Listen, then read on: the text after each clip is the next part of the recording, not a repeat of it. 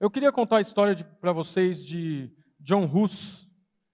John, para os mais íntimos, ele era um reformista e foi preso e condenado à morte por pregar a palavra do Senhor. Ele foi condenado a ser queimado vivo e quando acenderam a fogueira, ele disse uma frase: "Hoje vocês estão assando um ganso magro, mas no futuro, em 100 anos, um cisne irá cantar." Ele estava aqui profetizando sobre Martinho Lutero, que depois de 100 anos viria e daria início à Reforma Protestante. E o que me chama a atenção é que a história de John Hus, quando ele foi queimado por pregar a palavra de Deus, ele cantava um hino. E se eu estava pensando aqui, até se eu tivesse lá, até iria sugerir um hino para ele. Eu não sei que hino que ele cantou, mas se eu tivesse lá eu falaria: posso sugerir um hino? Talvez o hino que mais caberia nessa situação seria: sim, eu amo a mensagem da cruz, até morrer eu a vou proclamar, levarei eu também a minha cruz, até por uma coroa eu trocar. Em 2 Coríntios 4,17 diz: porque a nossa leve e momentânea tribulação produz para nós um peso eterno de glória, muito excelente. Não atentando nós nas coisas que se veem, mas na que se não veem, porque as que se veem são temporais, e as que se não veem são eternas. Para ele era tão leve morrer, que ele morreu cantando. Mas quando Paulo escreve esse versículo, ele não está desdenhando aquilo que ele sofreu, nem que os grandes heróis da fé sofrem, porque Paulo escreveu isso depois de ter sido apedrejado, açoitado e preso. Então ele não está desdenhando toda a tribulação ou as dificuldades que ele passa, ou que nós passamos na vida, ou os nossos problemas. Ele está falando que leve e momentânea, que tudo isso é muito leve comparado com a glória do Senhor que virá sobre a vida dele, que virá sobre as nossas vidas. Ele estava dizendo que é muito leve isso que eu estou passando, se for comparar à eternidade.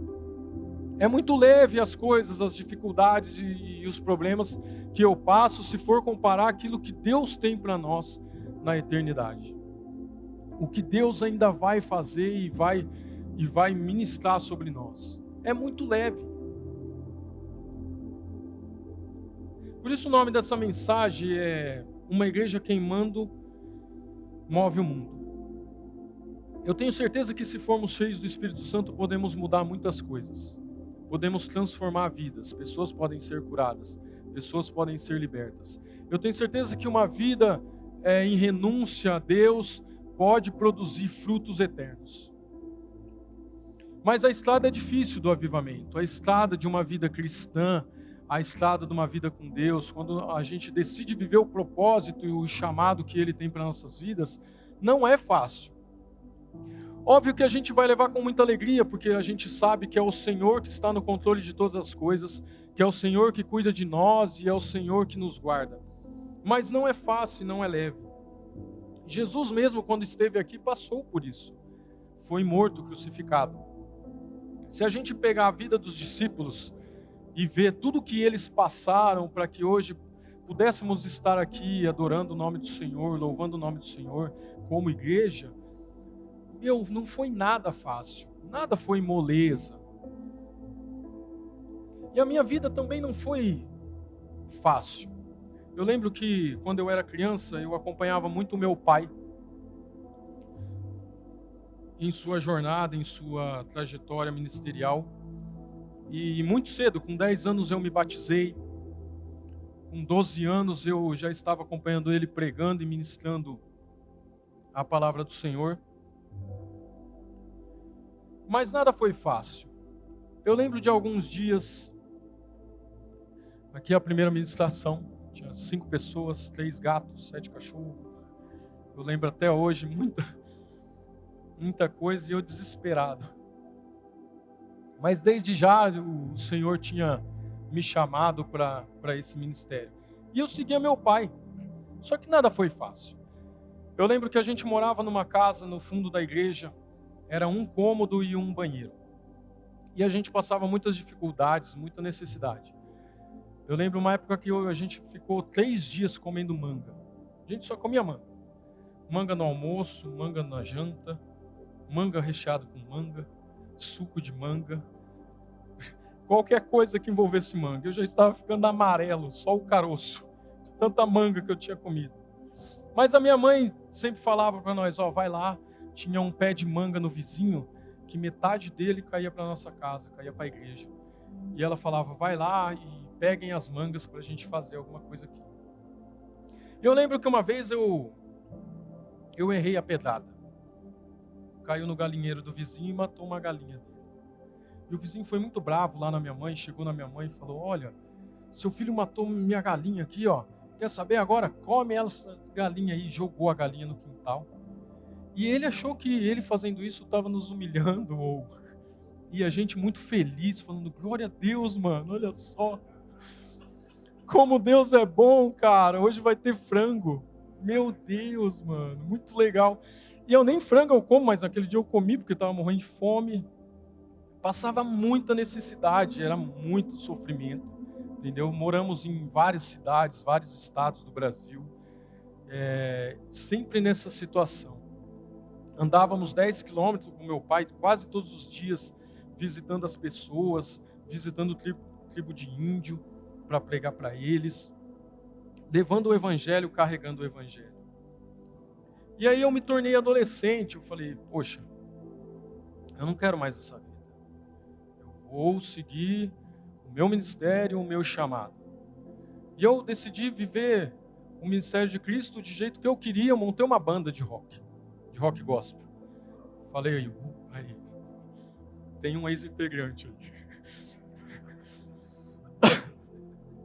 Montei uma banda de rock. Eu falei, Jesus vai me abençoar. Com certeza eu vou ganhar muitas vidas para Jesus, sendo um astro do rock. Compus algumas músicas e eu nunca imaginei que essas músicas tocariam em todas as rádios do Brasil. E realmente não tocou. A banda acabou. Eu tive que seguir minha vida ministerial de outra forma. Segui por um outro caminho que não era de Deus. Sem a presença do Espírito Santo, me perdi. Sabia toda a Bíblia. Sabia o que tinha que ser feito. Sabia a teoria toda. Mas eu não vivia mais na prática. Não queria mais saber de praticar aquilo que eu sabia. Eu não sei se você já se deparou em uma situação que você só sabe a teoria e não sabe a prática. É muito ruim, porque você não tem a experiência, você não tem vivência. Há 4 anos atrás eu estava na praia com meu filho e algumas vezes passa pensamentos na minha cabeça e eu decidi ensinar ele a surfar. Eu falei, bem filho, eu vou te ensinar a surfar. Compramos uma prancha, mas eu sabia na teoria surfar. Eu não sei nadar e também nunca surfei, mas eu imaginei que eu ia ensinar ele a surfar. Eu falei, mano, vou te ensinar a surfar. Levei ele no mar, tal, ele deitou na prancha, tal, veio uma onda muito forte e derrubou nós e arrastou nós para o fundo do mar. E a hora que eu voltei da água, eu vi 2 salva-vidas. A minha mulher gritando desesperadamente na areia, a praia inteira olhando para mim com um olhar de julgo, e os 2 salva-vidas foram buscar meu filho, e salvaram meu filho. Eu lutei pela minha vida, saí quase em outra praia, fiquei umas meia hora lá, pensando no que eu tinha feito. Aí, antes de voltar para eles, eu orei a Deus, falei, Jesus, da mesma forma que o Senhor me salvou das águas, salvou meu filho, me salve das mãos da minha esposa. Eu estava desesperado. A hora que eu cheguei, o Davi, meu filho, falou, ó ele aí. Eu falei, meu Deus, o que eu fiz, cara? O que eu fiz? Foi momentos difíceis que eu passei. Mas Jesus me salvou. Jesus nos protegeu. Um um ato de responsabilidade minha, talvez, por praticar aquilo que eu não sabia, praticar aquilo que eu só sabia na teoria. As minhas horas de mergulho não iam salvar ninguém. Minhas horas de surf também não. Então é muito difícil e muito perigoso caminhar com Jesus só sabendo a teoria, sem saber a prática ou sem praticar aquilo que precisa ser feito. Para que o avivamento venha, algo precisa acontecer. Precisa acontecer uma transformação de caráter, uma transformação no nosso ser, de dentro para fora, para que a gente possa vivenciar um avivamento individual ou coletivo. A gente precisa ser transformado de dentro para fora. A gente precisa olhar para nós e falar: Jesus, o que está faltando? E se for a tua presença, eu vou buscar. Se for o teu Espírito Santo, eu buscarei. Com muita renúncia e rendição. O avivamento só virá quando entendemos que precisamos ser transformados, ter uma vida de oração diária, cheios do Espírito Santo. Precisamos ter um caráter de Cristo. Mas o que é um caráter de Cristo? Acho que a melhor definição que eu achei é fazer como Jesus Cristo fez. Caráter é você se assentar na mesa de Judas, o servir com muito amor, mesmo sabendo que ele vai te trair. Porque não é sobre Judas, é sobre quem você é. É sobre o seu posicionamento, é sobre as suas intenções, é sobre a sua vida, é sobre aquilo que está dentro de você. Você não pode dar para as pessoas, oferecer às pessoas aquilo que você não tem. Se eu pedir aqui R$1.000 emprestado para o pastor Tiago, fala Deus, e se ele não tiver, ele não vai poder me emprestar. A gente não consegue dar ao outro aquilo que a gente não tem. E às vezes estamos orando por salvação, que é algo que o avivamento traz. Às vezes estamos orando por cura. Às vezes estamos orando por libertação na nossa casa. Às vezes estamos pedindo a Deus, entendeu? Que Ele faça alguma coisa. Mas não temos nada dele para oferecer aos outros. Não temos nada para mostrar aos outros. Em Romanos 12:20 diz: se o seu inimigo tiver fome, dê-lhe de comer. Se tiver sede, dê-lhe de beber. Vou repetir. Se o seu inimigo tiver fome, dê-lhe de comer. Se ele tiver sede, dê-lhe de beber. Olha como é difícil você manter e ter uma vida cristã. A palavra do Senhor diz para que a gente sirva os nossos inimigos. Aquelas pessoas que a gente nem conhece, ou aquelas pessoas que talvez fizeram mal para nós. Aquelas pessoas que nos julgam, aquelas pessoas que falam mal de nós, ou aquelas pessoas que tentam nos destruir.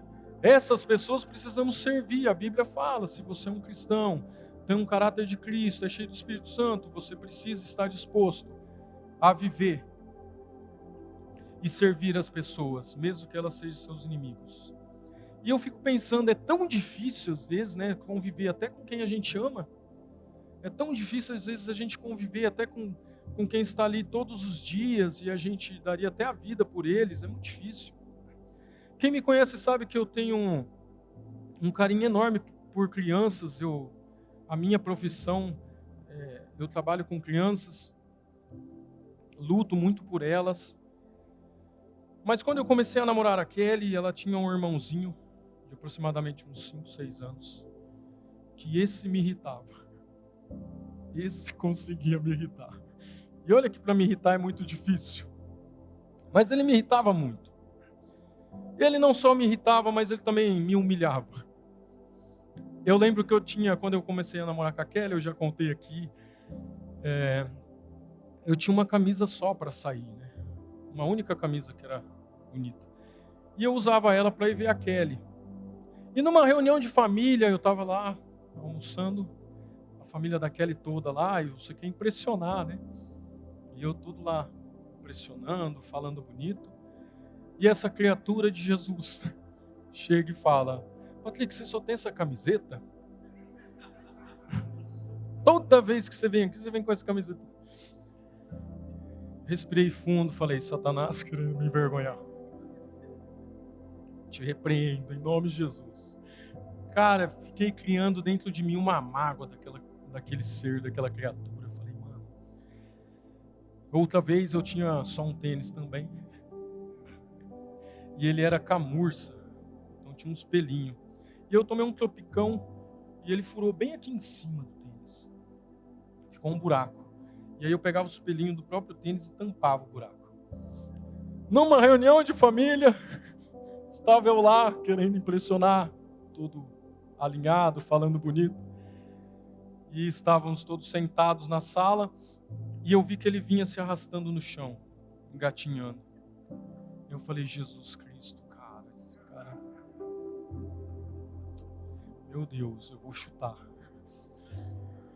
E aí ele vinha engatinhando, tal, chegou nas minhas pernas e eu já fiz aqui, já. Tinha certeza, porque todas as coisas cooperam para o bem daqueles que amam a Deus. E é impressionante como as coisas acontecem comigo. E eu fiquei aqui, né, na pose. E aí ele veio, enfiou o dedinho dele bem no buraco do meu tênis. E gritou em alta voz para a família inteira ouvir. O seu tênis está furado. Eu falei, mano, não é... Tinha um broche aí, eu tirei. Ganhei um tênis da minha sogra. Quer mais humilhação que isso? Mas eu tinha que amar ele. Não tinha jeito, não tinha como. Aí eu cheguei no meu irmão, que era meu pastor na época, falei, pastor, é o seguinte, eu preciso me confessar, eu tô com um mágoa do meu cunhado. Eu não consigo lidar com ele. Ele me humilha demais, entendeu? Toda hora, tal. Ele ia em casa e eu tinha vontade de esconder todas as coisas, porque ele mexia em tudo. Eu lembro de uma vez que a Kelly falou, meus irmãos vão vir em casa, eu vou fazer um bolo. Eu falei, faz de pimenta, ele gosta. Ele ama pimenta. Eu queria de alguma forma vingar ele, entendeu? E eu falei para o meu pastor, falei, olha, eu não sei, cara, o que eu faço com ele. E aí ele falou, você precisa orar por ele. Falei, como assim orar? Orar por ele? Você precisa orar por ele. E eu ainda com o coração machucado, fui orar para ele. Falei, Jesus, cara, abençoa ele, Deus. Que ele venha e te conheça, venha até seus pés, mas que ele venha pela dor. Que ele aprenda, Jesus, a te amar e que ele siga seus passos. Jesus, crucifique ele, Jesus. Eu ainda com o coração amargurado, muito com raiva de tudo que eu tinha passado, que ele tinha feito para mim e tal. Passou os anos, com 15 anos mais ou menos, eu lembro de um aniversário meu que ele chegou com uma sacola de presente. Era uma jaqueta do Corinthians, muito bonita. E aí ele chegou para mim e me entregou. E aí ele falou, olha, eu não tive pai. Óbvio que você não é meu pai e tal, mas você se tornou uma referência para mim. E eu gosto muito de você. E aí eu falei, meu Deus, cara. Eu achei que eu perdi a discussão. Achei que era necessário pedir perdão e eu pedi perdão para ele. Mas aí eu fiquei pensando, meu Deus, olha só o quanto os nossos atos não podem mudar a vida de uma pessoa, tanto para o bem quanto para o mal. Quanto os nossos atos ou a nossa dedicação ou postura ou simplesmente comportamentos pode afetar na vida de uma pessoa. E afetou na dele. Em Lucas 6:31 diz, como quereis que os homens vos façam, assim fazeis a vós também a eles. Eu fico pensando às vezes, quando foi que a gente esqueceu o amor de Jesus? Quando foi que a gente esqueceu a misericórdia de Jesus? Há uma história na Bíblia que eu gosto muito, havia um homem que ele foi roubado e ele apanhou muito. E passou por ele um sacerdote e nada fez. Passou por ele um levita e nada também fez. Eles estavam muito ocupados com sua vida cristã. Eles estavam muito ocupados com a sua religiosidade. com os seus rituais, com aquilo que eu tenho que fazer e não o que eu devo fazer. Mas passou sobre ele um samaritano, inimigo do seu povo, e sem olhar esse detalhe, esse pequeno detalhe, o ajudou, curou, se dedicou a ele, entregou tudo aquilo que possuía para que ele fosse curado. Será que realmente eu consigo me colocar no lugar das pessoas e sentir empatia por elas? Será que realmente eu estou vivendo o Evangelho de Cristo e olhando para elas como se fosse Jesus? Em Mateus 25:35 diz: porque tive fome e me deste de comer, tive sede e me deste de beber. Agora forasteiro e me acolhestes, estava nu e me vestiste, adoeci e me visitaste, estava na prisão e foste me ver. Temos que amar as pessoas como Cristo nos amou. Eu preciso ser um canal de bênção de tudo aquilo que eu recebo de Deus, de tudo aquilo que Jesus me dá. Eu preciso entregar às outras pessoas. Porque Ele me traz perdão e aí o perdão eu de forma egoísta fico só para mim. Ele me ama e eu de forma egoísta, então Ele ama somente a mim. Eu preciso alcançar as pessoas com esse amor, com esse perdão, com essa graça. E como é que eu vou fazer isso? Sendo cheio do Espírito Santo de Deus.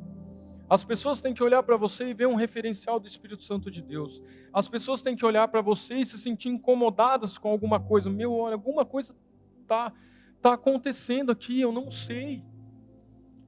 Mas você tem um brilho diferente, você tem alguma coisa que me chama a atenção, você tem alguma coisa que me toca. Eu fico bem quando estou perto de você. Alguma coisa está me transformando quando eu converso com você. Todas as palavras que você me fala, parece que penetram na minha mente e mudam meus pensamentos. Para que o avivamento aconteça, é necessário tomar a sua cruz.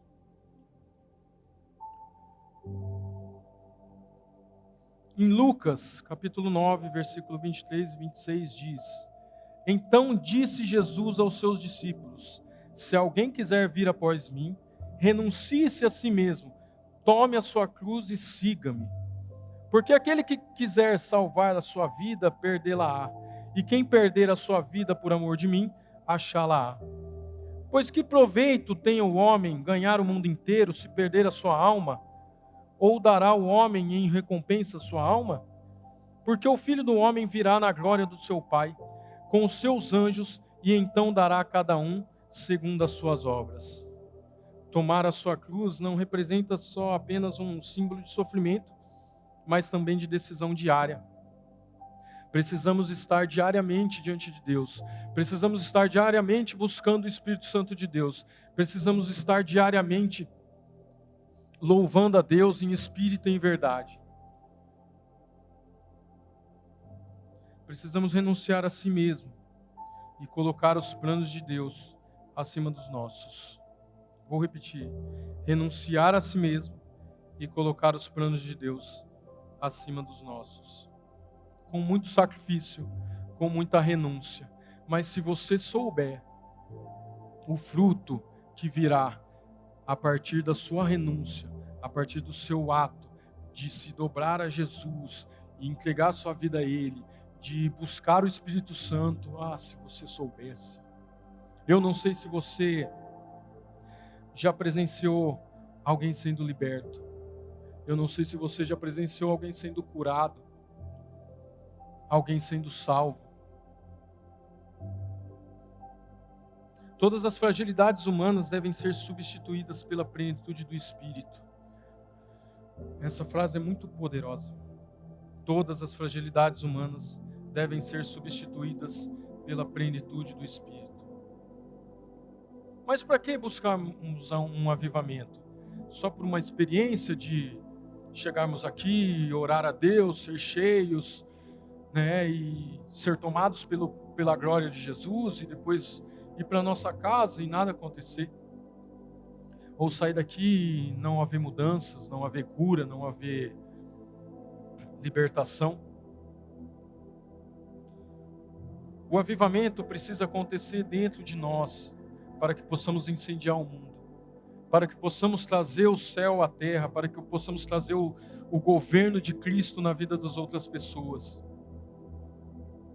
E há um preço muito alto a pagar.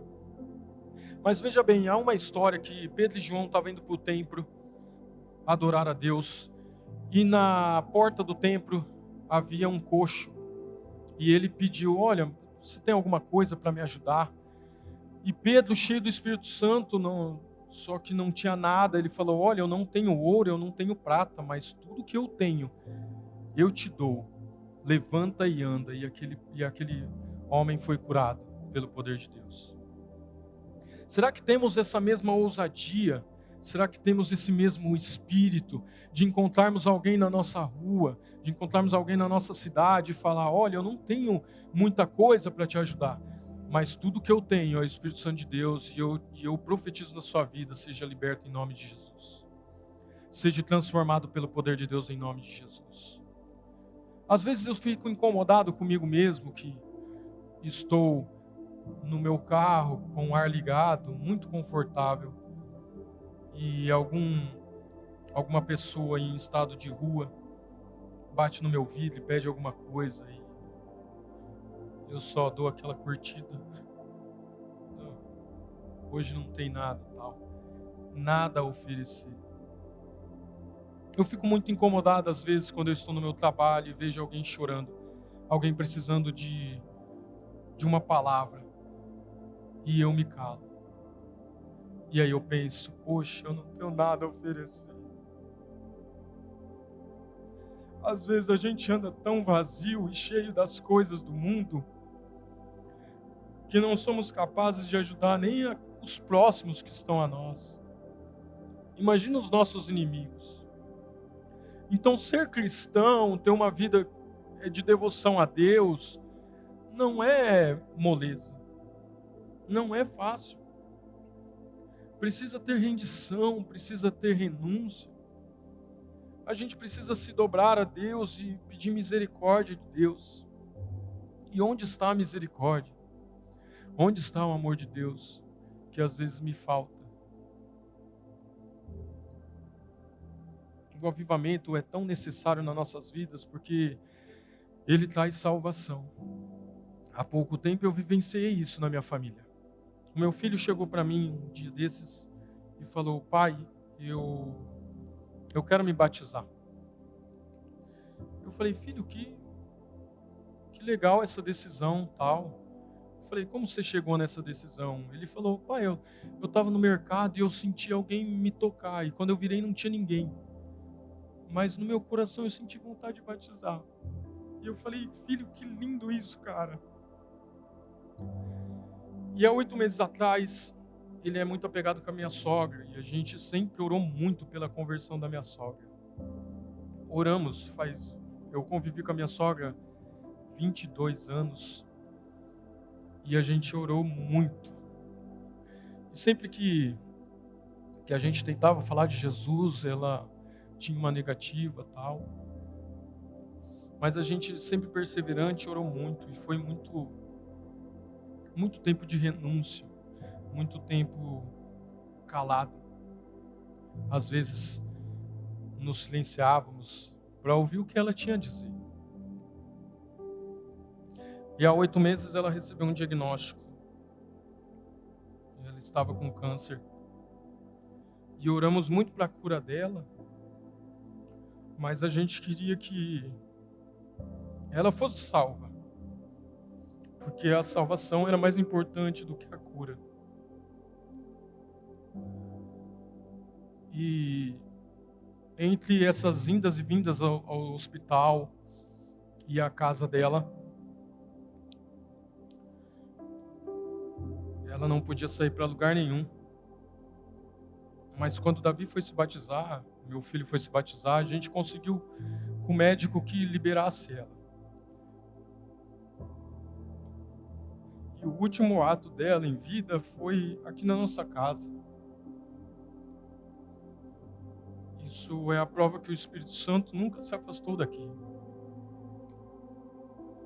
Nunca nos deixou.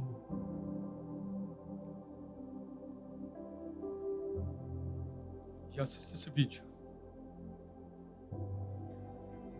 Com tua glória, como as águas sobre o mar, água viva cobre meu peito, bate, vem inundar-me. Tudo que eu preciso encontro em ti. Você pode aplaudir ao Senhor? Deus é tão bom, que Ele consegue salvar duas pessoas ao mesmo tempo. Até mais. Mas na minha casa foi dessa forma. A gente, sem querer, entendeu o propósito de Deus para nossas vidas e para a vida dela. E entendeu a importância de ser cheio do Espírito Santo, de nunca abandonar, de sempre perseverar. E eu não sei o que você está passando na sua vida, mas se for salvação que você pede a Deus, você precisa ser cheio do Espírito Santo. Se você busca uma cura, você precisa ser cheio do Espírito Santo. Se você busca uma libertação na sua casa, você precisa ser cheio do Espírito Santo. Se você busca transformação, aí você precisa ser cheio do Espírito Santo. E quanto isso vai custar? Vai custar a sua vida. Vai custar momentos que você vai precisar dobrar o seu joelho e orar. Vai custar momentos que você vai precisar priorizar a Deus e não as coisas. Que fé é essa que John Hus, sendo queimado, ele começa a louvar a Deus? Que fé é essa que Estevão, ao ser apedrejado, ora a Deus? Em Atos 7, diz: enquanto o apedrejavam, Estevão orava, sendo Senhor Jesus, recebe o meu espírito.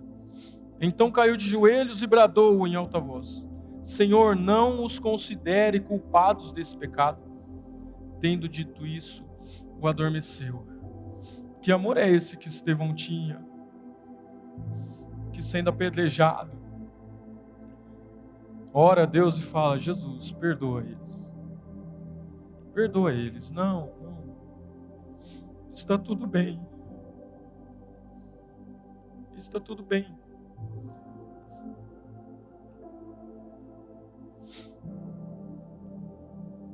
Precisamos adorar a Deus em espírito e em verdade. Precisamos nos entregar a Deus. O avivamento precisa começar em nós. A transformação precisa começar em nós.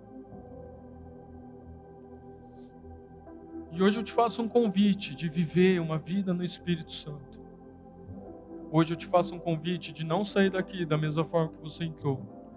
Hoje eu te faço um convite de mudar as nossas atitudes. Eu não sei quais são. Não é sobre um julgamento, é sobre uma reflexão. Eu não sei o que você vai fazer a partir de agora. Se você vai chegar na sua casa agora e vai almoçar com a sua família e vai ministrar alguma palavra, ou se você vai orar a Deus, ou se você vai dobrar os joelhos e passar a tarde orando, ou se você vai vir no culto de novo à noite.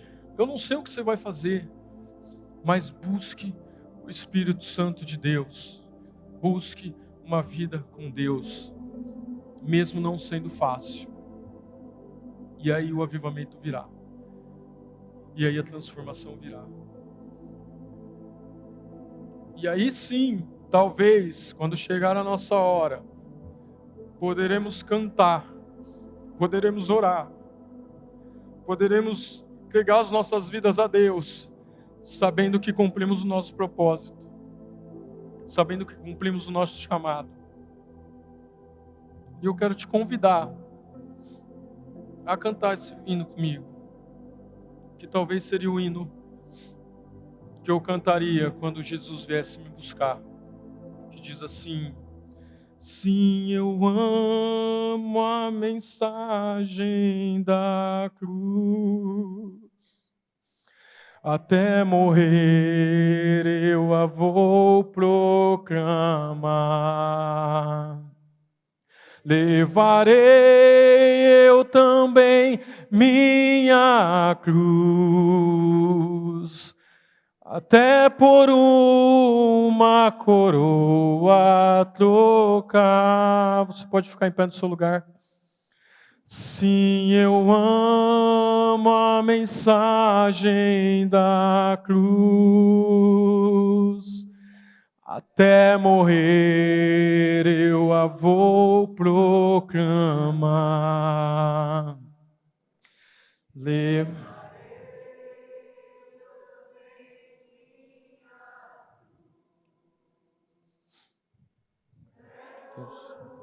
obrigado, Jesus. Obrigado, Jesus. Aplauda o Senhor. Louvado seja o nome do Senhor. Se você nos visita pela primeira vez, você é um convidado nosso. Ao final do culto, você pode pegar um presente. Vamos orar a Deus, vamos orar pela sua vida. Você pode procurar uma das nossas voluntárias que estão com essas placas. E eu gostaria de te fazer um apelo. Eu queria que vocês fechassem os olhos todos.